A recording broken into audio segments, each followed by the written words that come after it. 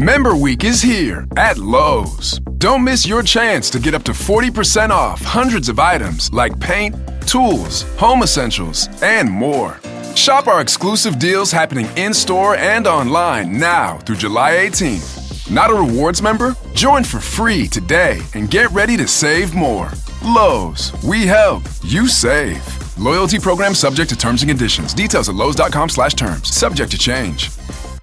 If you're a podcast host, listen up, this one's for you. My name is Allie Jackson. I'm the host of Finding Mr. Height, a dating and relationship podcast that I've been doing for 4 years now, sharing my positive and practical approach to dating that's built on my own life experience. And I wanted to share another experience that I've had, my secret behind monetizing my show. It's called Red Circle, and I was just telling my colleague about how much I love their platform. With Red Circle, not only am I getting a seamless hosting experience, but I also love the support I receive in ad sales. It's not just typical ad sales either. It's targeted opportunities based on my show and my life. And the platform is super simple. You just set your preferences and Red Circle matches you with sponsors that align with your show. You can vet every opportunity and their platform gives you great analytics. More recently too, my Red Circle team has brought me opportunities outside of my podcast on social media to really augment the podcast partnerships, bring them full circle. I just can't recommend them enough. If you want to give it a try, go to redcircle.com to get your free trial. That's redcircle.com for a free trial.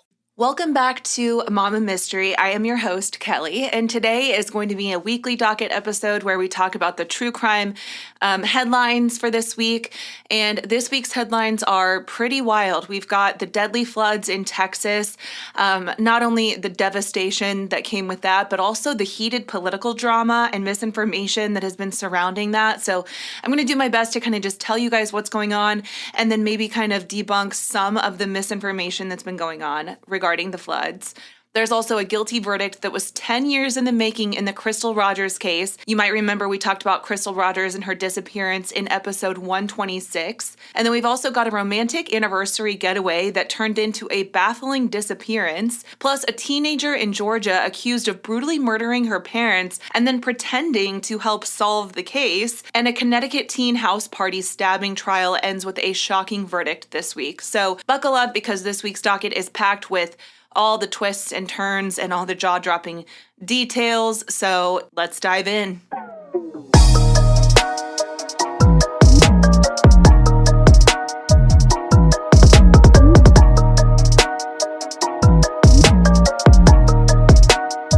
First, we have to talk about the floods that are going on in Texas. Now, if you follow me on Instagram, mama.mysterypodcast, I do tend to share a lot on my stories, and I try my best to share positive things to my stories since a lot of what I post on my static feed is pretty tragic and kind of disheartening.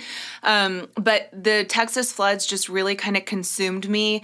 I don't know if it's because we are about to send our kids to a summer camp that is very similar to Camp Mystic, where a lot of this takes place, where a lot of this tragedy takes place.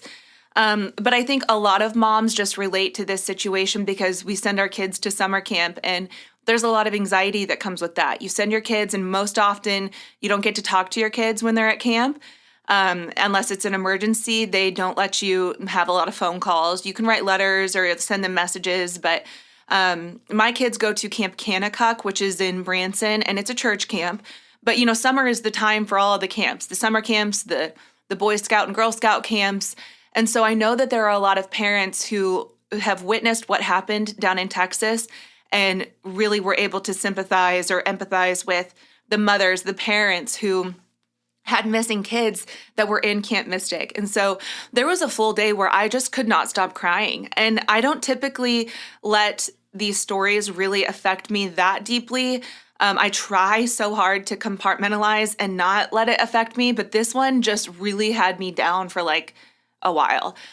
So let me just kind of tell you what happened.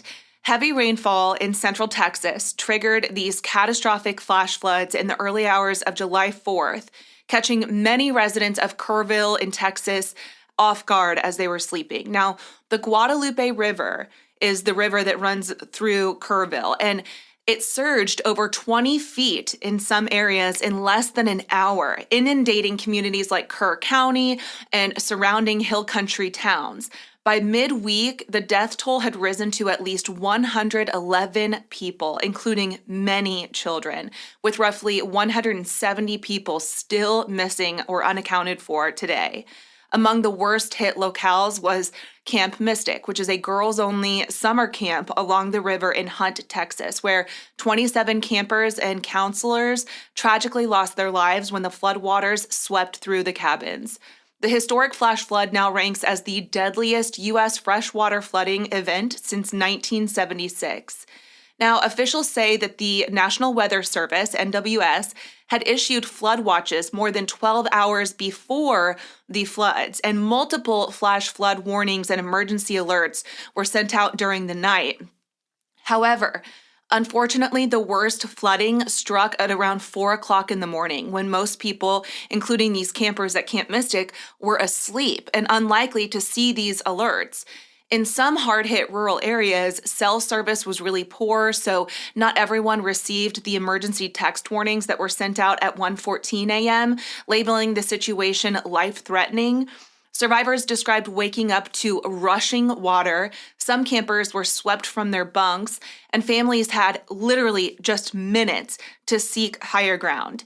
First responders and volunteers mounted extensive search and rescue operations, saving hundreds of people from rooftops and submerged vehicles, even trees. And Texas Governor Greg Abbott mobilized over 20 state agencies for the effort and noted that it was an all-hands-on-deck effort or mission to find the missing people. Now, in the aftermath, political controversy erupted on social media, and I saw a lot of this on my own Facebook. For the most part, everyone treated this with compassion and just heartbreak for the people that were affected by this, the families, the children. I want you to think for a moment, because this is what kept going through my mind. And I want you to think about what these girls went through, not just the girls, but everyone that was affected by this flood. These girls went to bed in their bunks. They had their trunks that are all decorated, personalized for them at the end of their bunks. They went to sleep excited for what the next day was going to bring, because camp is always so much fun and it's always so jam-packed with activities. Imagine these poor girls, 8, 9 years old, okay? 8 and 9 years old, being woken up by floodwaters and the sounds that probably came with that, the screaming, the screeching of the bunk beds moving around, the destruction, things clanging, and just the pure fear. And these counselors who are maybe 18 to 21 years old, I mean, they're usually young kids, being woken up and realizing that they have 20 girls in their bunk, 28 and 9-year-olds, to somehow save and get to higher ground. I mean, I don't think that many people really put themselves in that situation, especially the people who are fighting about this politically. I just feel like, can we take a minute? Can we take a breath to just appreciate the devastation that has just happened without turning it into this political narrative? But no, of course, there are people on social media who want to turn it into something political. And some liberal commentators blamed the Trump administration and Republican officials, suggesting that federal staffing cuts had hampered disaster preparedness. For example, there is a progressive influencer named Ron Filipowski who tweeted that Texans voted for government services controlled by Donald Trump and Greg Abbott, and that is exactly what they are getting, implying negligence before they eventually deleted the post because they faced a lot of backlash, understandably. There was also a Houston pediatrician, Dr. Christina Probst, who went even further. In a Facebook post, she vented that, quote, Kerr County MAGA voters deny climate change. May they get what they voted for, end quote, wishing that those affected reap the effects of policies to gut FEMA. And her insensitive remarks suggesting that Trump supporters deserved the disaster were widely condemned as inhumane. Her employer actually fired her and stated that politicizing tragedy fails to uphold compassion, and announcing that she was no longer employed by, I think it was Bluefish Pediatrics, no longer employed after that post went viral. But even prominent liberals criticized such rhetoric. Former Bernie Sanders co-chair Nina Turner called it shameful to respond to children dying with, "That's what they voted for." And I don't typically get political on here. I think there's probably some people who know where I stand, but I really try to just keep it to true crime because I'm not trying to create division on this podcast. But I had people reach out to me, and I'm so grateful. CJ is one of my loyal listeners, and we follow each other on Facebook. You know, she doesn't care for Trump, and I can respect that. I can respect anyone's political views as long as they're not weaponizing it against other people. But I've seen a lot of Democrats even say that this type of reaction is just so shameful and embarrassing and insensitive. And so I feel like I have to point that out because I'm seeing so much of it on my own social media. When I share these stories, I'm seeing a lot of insensitive comments. Now, a wave of misinformation about supposed budget cuts circulated during the tragedy, and some posts claim that Trump-era cuts to the National Weather Service, or FEMA, left Texans vulnerable. And so when I fact-checked this, I found that while the Trump administration did pursue a downsizing initiative from DOGE that encouraged some early retirements at the National Weather Service offices, meteorologists confirmed that it did not impede this flood warning effort. In fact, the local NWS office had extra staff on duty monitoring the storms, up to 5 forecasters instead of the typical 2. And they issued timely alerts well in advance of the flooding. They did their job and they did it well. And the planned budget cuts to NOAA, which oversees NWS, were not even in effect yet. The reductions were slated for the fiscal year of 2026, starting in October. So they had no impact on the July 2025 flood warnings. So I take that however you will. To me, it doesn't freaking matter when there are children who are lost because of these floods. You know, when I say it doesn't matter, I'm saying politics don't matter. Whether you're a Republican or you're a Democrat, I don't give a shit. There are kids that are hurt. There are kids that are missing still. There are kids who lost their lives. They drowned in dirty, muddy floodwaters. And their parents who dropped them off at camp, knowing they wouldn't get to speak to them for a week at least, are now having to go pick up their trunks, pick up their kids' belongings, and kiss their lifeless babies' faces goodbye. So put your politics aside for a minute and just be a fucking human being. That's all I have to say about that. Let's move on to the next one. This next case is one that we've talked about before. This is Crystal Rogers. We talked about her entire story in episode 126, but after a decade of mystery in one of Kentucky's most infamous cold cases, there is finally a measure of justice for the family of Crystal Rogers. Now, Crystal, if you remember, is a 35-year-old mother of 5 from Bardstown, Kentucky, who vanished in July of 2015. Her car was found abandoned with a flat tire on the side of the road, but there was no trace of her body. Well, this week, a jury found her former boyfriend, Brooks Houck, guilty of her murder and related charges, concluding a long-awaited trial that Bardstown residents had hoped for since Crystal disappeared. Now, Brooks Houck, who is now 43, was Crystal's live-in boyfriend at the time that she went missing and had long been the prime suspect, though he, of course, maintained his innocence for years. In a Bowling Green courtroom on July 8th, the jury convicted Brooks of murder and tampering with physical evidence in Crystal's death. They recommended the maximum sentence of life in prison for the murder, plus 5 additional years for the evidence tampering, to be served consecutively. Brooks showed little to no emotion as the verdict was read, while Crystal's relatives in attendance openly wept and then hugged each other after finally hearing guilty after so many years. But Brooks was not the only person implicated. 2 other men, a father and son from the community, were also charged in connection with the crime, accused of helping Brooks cover up the killing. Joseph Lawson, who's 33, and his father, Stephen Lawson, who's 55, were alleged co-conspirators.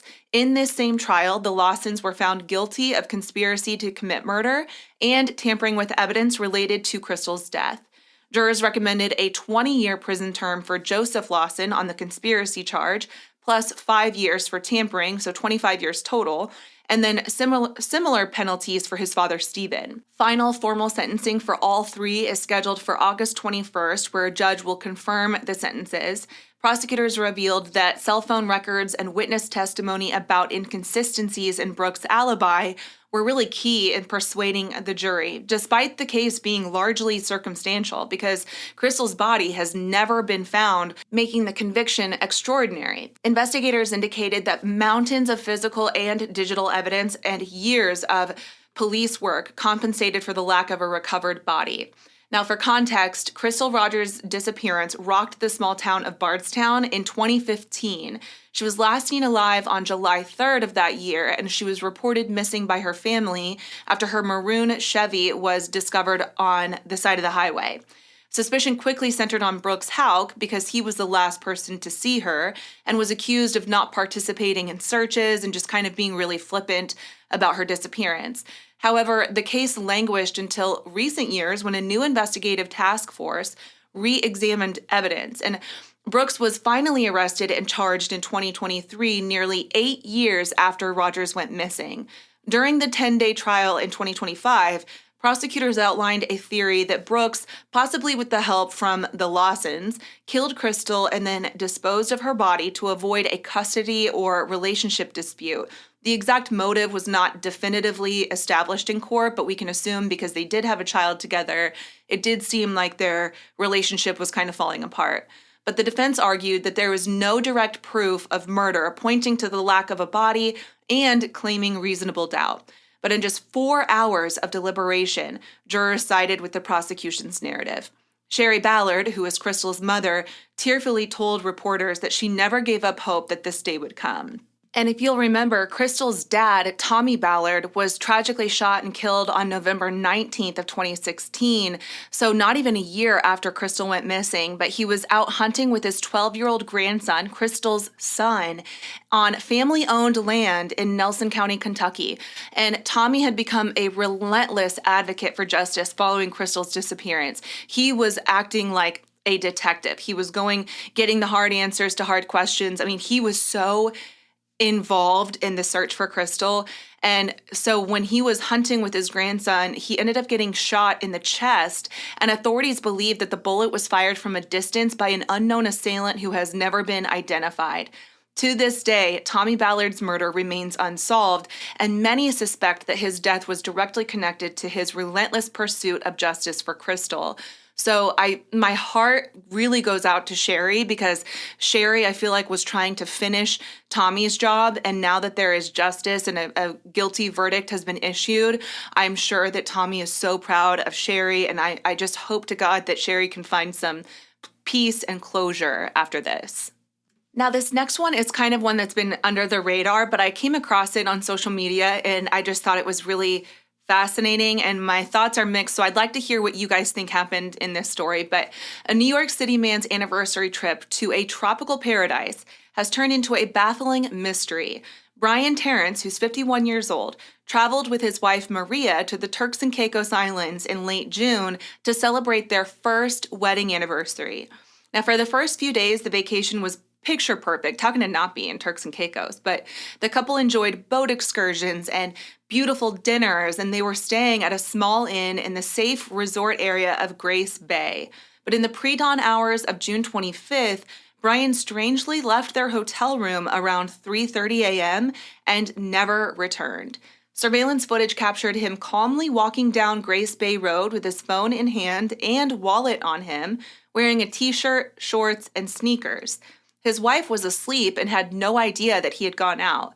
So when she awoke that morning to find him missing, a search began that soon involved the entire island community. Local police and volunteers mobilized quickly, scouring beaches, roads, and jungled areas of the island for any sign of Brian. Private investigator Carl DeFazio, who was hired by Brian's family, noted that the entire island was looking for him. His picture is posted every... We're shipping Father's Day gifts with a rapid-fire round of questions. Ready? Yes, my gift. Can you pack it? Yep. Ship it? Yes. Guarantee it? Of course. Oh, send a set of golf clubs. Oh, hole-in-one. Protect electronics? Dog-proof it?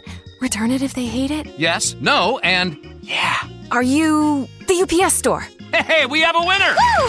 Visit the upsstore.com/guarantee for full details. Most locations are independently owned. Product, services, prices, and hours of operation may vary. See Center for details. The UPS Store. Visit a store today. Everywhere. And indeed, flyers with Brian's face went up across Turks and Caicos, and authorities used drones and CCTV footage in their efforts. Yet for over a week, there were no clues, no activity on his phone or credit cards, no sightings by anyone after that initial 3:30 a.m. video. And the private investigator expressed surprise at the lack of evidence, remarking that it was very strange for Brian to vanish without a trace in a busy tourist area. Now, at that hour, however, virtually everything in town was closed, and the normally bustling Grace Bay Beach was dark and empty. So friends and family have been left grasping at questions like, why would Brian go out alone at that time? Did he encounter foul play? Did he suffer an accident? Did he just wander off and get lost? Was he sleepwalking? Like, what was he doing at 3:30 in the morning? And as of now, there's really no answers. But then a grim development came 10 days later on July 5th. Search teams discovered a badly decomposed body in a bushy area about 20 minutes from the room where Brian and his wife were staying. The remains were found in a ditch off a quiet part of Leeward Highway, not far from where Brian was last seen. Because of the advanced decomposition, the body had likely been exposed to tropical heat for over a week, so I'm sure you can imagine. But because of that, officials could not immediately confirm the identity. The body's clothing and items, a watch, shorts, sneakers, could match Brian's description, but investigators cautioned against assumptions until forensic identification is complete. The Royal Turks and Caicos Police said only that it was a male body and that an autopsy and DNA tests are underway. They have informed Brian's family of the discovery while stopping short of a confirmation. So as of now, Brian Terrence remains officially missing, and his loved ones are in this agonizing limbo. The fact that a body was found so close to where he vanished suggests that it's probably him, but everyone is really just waiting for that final word. If it is Brian, investigators will then seek to determine how he died, whether by misadventure or something more sinister. There were no obvious signs of trauma that were announced, and police have not ruled anything out, but the case has attracted international attention, with safety concerns raised for tourists in the usually serene Turks and Caicos. So for the islanders who joined the search, the discovery was really heartbreaking because many people held out this hope that they would find Brian alive and maybe just lost somewhere. But for now, until forensic results come in, the mystery continues.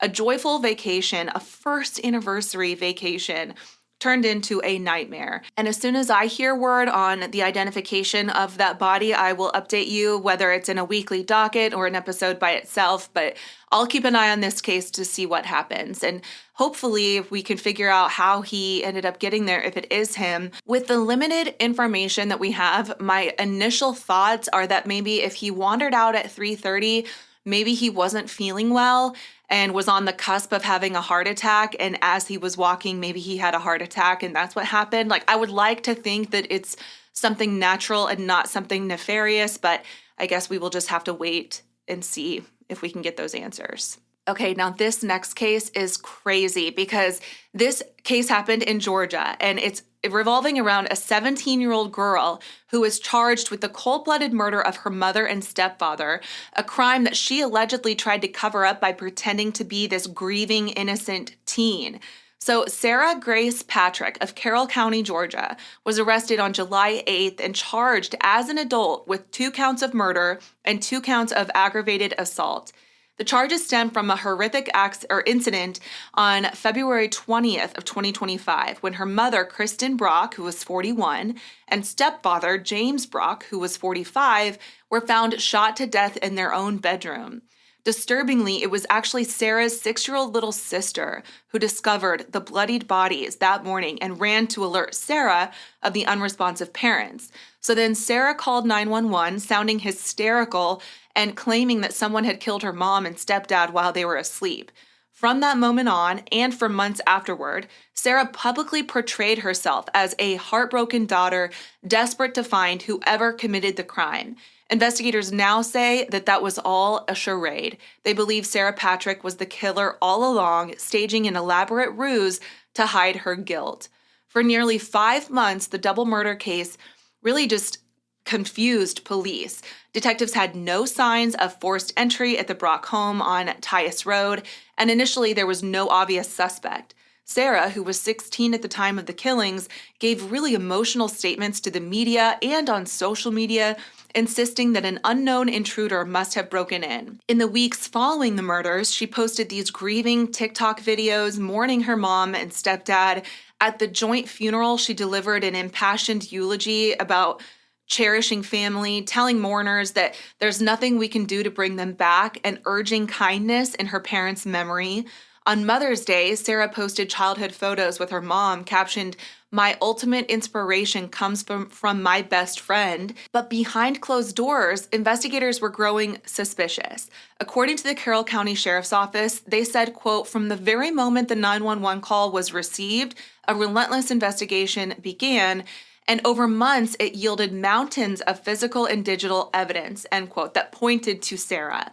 By early July, detectives had gathered enough proof to obtain warrants for her arrest, and then confronted with the evidence, Sarah voluntarily turned herself in, arriving at the sheriff's office on July 8th, accompanied by her biological father, who is not implicated in the crime.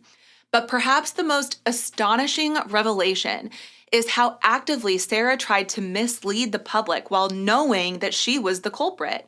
Investigators say Sarah not only used TikTok, but even reached out to true crime content creators and websites trying to generate online attention to help find the supposed murderer. And one true crime blogger, I believe her page is allegedly reportedly, but one true crime blogger shared messages that Sarah sent just weeks after the killings that say, quote, "They're my parents, and out of nowhere, a random Thursday night in February, someone came into my house and shot my parents brutally, leaving them for me and my little sister to wake up to," end quote. And she wrote this as if she was this innocent victim begging for coverage of this unsolved case. And she emphasized that it was still an open case and said that she wanted to shine light on it, hoping that the true crime community might help to uncover clues. All the while, Sarah knew exactly what happened and was brazenly just deflecting suspicion onto this fictitious intruder. So on her TikTok account, which has now been removed, she had posted a chilling video montage with old clips of her mom and stepdad set to music, with a caption implying that 1 year from those happy moments, she and her sister would find them wrongfully shot dead, and they would miss her graduation and wedding. And many now view those posts as really eerie and creepy, and perhaps offering a glimpse into her psyche. It's almost like someone who fakes cancer to get attention, but like this is taking it to a whole new extreme. And I mean like extreme, killing your parents to garner sympathy from the public. I can't think of anything more heinous.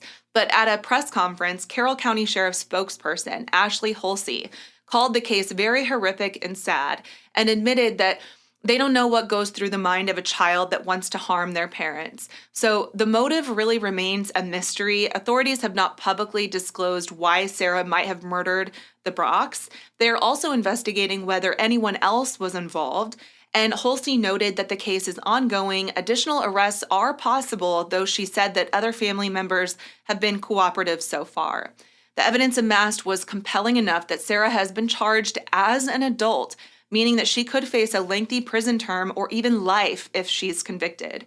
For the community, one heartbreaking aspect is the fate of this 6-year-old sister, and she really is the saddest victim. Not only did she experience the trauma of finding her parents' dead bodies, but she has effectively lost her older sister as well. So the child is now in the care of relatives, and as the legal process unfolds, many are recoiling at the deceit involved in this case. And true crime observers, myself included, really compare Sarah's actions to something out of a thriller novel, like this perpetrator pretending to be a victim, even engaging with social media sleuths. And in reality, this tragic situation leaves 2 people dead, a family shattered, and a community just asking why. So I don't know, we've covered some cases like this where young teens will do this because they want to avoid punishment for bad grades, or they want to be with a boyfriend that their parents don't approve of, or whatever the case may be. But man, this is just shocking. All right, now this last story is one that has been circulating a lot on social media. I've had people ask me to cover it as well. And so I'll just kind of recap it for you here. If you'd like a deep dive on it, though, please let me know in the Spotify comments, or you can message me at mamamystery.com by scrolling down to that white box, and you can send me a message there. But a high-profile trial in Connecticut has just concluded this week with a surprising verdict. Raul Val, who's 20 years old, was on trial for murder and assault in connection with a deadly melee at a teen house party back in May of 2022. After nearly 2 weeks of testimony, a jury this Wednesday found Raul not guilty of murder and other top charges in the stabbing death of 17-year-old James or Jimmy McGrath. Jimmy was a beloved Fairfield prep student, and he was killed on May 14th of 2022 when a fight erupted outside of a house in Shelton, Connecticut. 3 other teens were stabbed and injured in the same incident. Now, Raul, who was 16 years old at the time and a student at St. Joseph's High School in Trumbull, was accused of being the assailant who wielded the knife that night. Prosecutors charged him with McGrath's murder and multiple counts of assault for the wounds inflicted on the other boys, painting him as the instigator of a violent attack. The defense, however, argued that Raul acted in self-defense amid a chaotic fight between feuding groups of teenagers. So the trial's outcome was kind of a mixed bag because Raul was acquitted of the most serious counts, murder, intentional manslaughter, and first-degree assaults, but the jury hung on several lesser charges like reckless manslaughter and assault, leading the judge to declare a partial mistrial on those counts, which I've actually never seen that happen before. Not saying that it's never happened before, I've just never seen it, but the case became known as the prep school party stabbing in local media. It stemmed from a confrontation between 2 groups of boys from different high schools. Earlier on May 14th of 2022, a fight had broken out at a party on Lazy Brook Road between teens from Shelton High School and some from St. Joseph's, which was Raul's high school. The groups trash-talked each other on social media afterward, and tensions ran high, as they typically do when you're talking about teenage boys. But later that night, Raul and several of his friends from school drove to another gathering on Laurel Glen Drive in Shelton, where some Shelton kids, including Jimmy McGrath, were hanging out. Witnesses testified that when Raul's car arrived, a crowd of Shelton teens mobbed the vehicle, punching and kicking it. Someone damaged the car. So angry and scared, Raul allegedly asked a friend, Jack Snyder, for a knife. Now, Jack Snyder, who later cooperated with prosecutors under immunity, handed it over. Raul and 2 friends then got out and a physical fight erupted on the lawn. In the span of seconds, Raul slashed out with the blade, stabbing 3 16-year-old boys, hitting one in the chest, another in the side, and another in the back as they were fighting. Those 3 wounded teens survived their injuries, and as that initial fight broke up, witnesses said that Raul briefly retreated toward the car, but then ran back and stabbed Jimmy McGrath, who had come outside during the commotion, delivering a fatal wound to Jimmy's heart. Raul and the other St. Joe's boys then fled the scene, and Jimmy McGrath's friends desperately tried CPR, but the popular lacrosse player succumbed to his injury. So at the trial, the core question was whether Raul was an aggressor or acting in self-defense. The defense argued that Raul was outnumbered and feared for his life that night. In his own testimony, Raul admitted that he caused the wounds, but insisted that knife was the only thing that was going to save him when he was surrounded and being attacked. His attorney described the knife as a tool of survival, not murder, claiming that he was ambushed by a hostile crowd and did what he had to do to break free. Prosecutors presented a very different narrative. They contended that Raul and his friends went looking for a fight. Senior Assistant State Attorney Mark Durso argued that Raul was enraged about his friend's car getting damaged, armed himself with a knife, and initiated a violent confrontation rather than avoiding it. Even if one might forgive using the knife to fend off the first attackers, the state argued that Raul chasing back to stab an unarmed Jimmy McGrath was intentional and not self-defense at all. The jury deliberated over 2 days, and in the end, they apparently had reasonable doubt about the murder and intentional assault charges. perhaps believing that the chaotic circumstances gave credence to Raul's fear for his safety. So they acquitted him on those counts. However, they could not unanimously decide on the lesser alternatives like reckless manslaughter, suggesting that some jurors felt his actions were criminally reckless, while others did not. Now, those unresolved counts resulted in a mistrial for those charges, leaving the prosecution to decide if they will retry him on the lesser offenses. The verdict left Jimmy's family stunned. Jimmy's father expressed shock and disappointment that nobody was held fully accountable for his son's death. Outside the courthouse, Fairfield Prep classmates in their school jackets consoled one another and Jimmy's parents. Raul, who had been out on bond, hugged his defense attorney in relief, and he still faces the possibility of a retrial on the outstanding lesser charges, but for now, he avoids a murder conviction that could have put him behind bars for decades. I'd love to hear your opinions on this, especially on the heels of that last story where a 16, now 17-year-old girl is accused of killing her parents. I know that there is a lot of frontal lobe development that needs to happen in those teenage years. And so I don't ever expect teenagers to always make the best decisions. However, a decision was made to get out of the car. A decision was made by the driver of the car to not drive off. They participated in this fight by getting out of the vehicle. And to know that he got out of the car and went towards Jimmy even after the fight was kind of after the dust kind of settled, to me, that's also a choice. So I don't know, maybe I just need to know more details about this. I'm sure there's a lot that I'm not talking about here because it's only 5 minutes of a story. But I'd like to hear what you guys think, if you guys have been following this case or if you'd like for me to do a deep dive on it, because for some reason the jury acquitted him. So what is the reason? I'd like to know too. So if you'd like a deep dive, just let me know. That is it for this week's Weekly Docket. I hope you all have a great weekend and a great week ahead. Thank you so much for listening to Mama Mystery. If you like these episodes, it would mean so much to me if you shared these episodes, and make sure you subscribe so you never miss a future episode as well. That's it. Stay curious, stay vigilant. Mama Mystery out. Bye.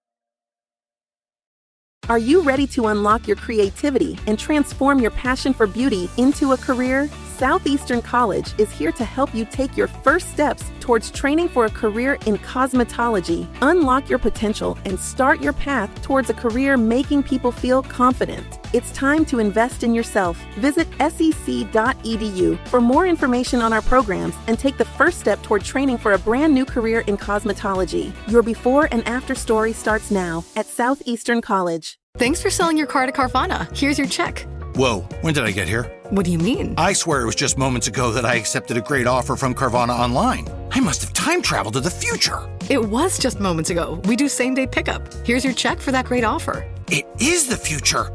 It's the present and just the convenience of Carvana. Sorry to blow your mind. It's all good. Happens all the time. Sell your car the convenient way to Carvana. Pickup times may vary and fees may apply.